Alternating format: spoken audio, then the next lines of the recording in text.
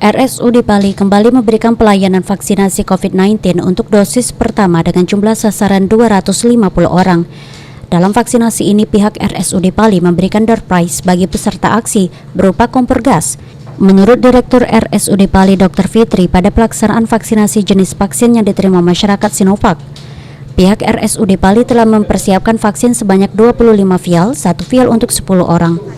Untuk yang melakukan vaksinasi di rumah sakit, kita akan mengadakan door prize.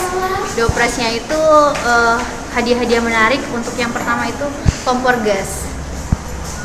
Setiap hari itu? Setiap hari, Pak. Dengan nomor antrian tadi, Bu, ya? Ya, kita mengundi dari nomor formulir yang dibagikan, yang diisi sama peserta. Kemudian nanti kita undi di akhir tahun, tanggal 30 Desember. Untuk stok vaksin sendiri, Bu? Kalau untuk stok Bapak hari depan ini aman ya, Bu? Kalau untuk stok vaksin sendiri, alhamdulillah di rumah sakit terutama maupun di Kabupaten Pali aman. Sekitar ada 25 dosis vial. Itu dalam satu vialnya 10 dosis. Peserta vaksin sendiri mendaftarkan secara online sementara bagi masyarakat, namun terkendala disarankan untuk datang langsung ke sentra vaksin terdekat dengan membawa identitas diri serta bagi masyarakat yang menggunakan KTP dari daerah asal pun tetap dilayani. Aji Pal TV.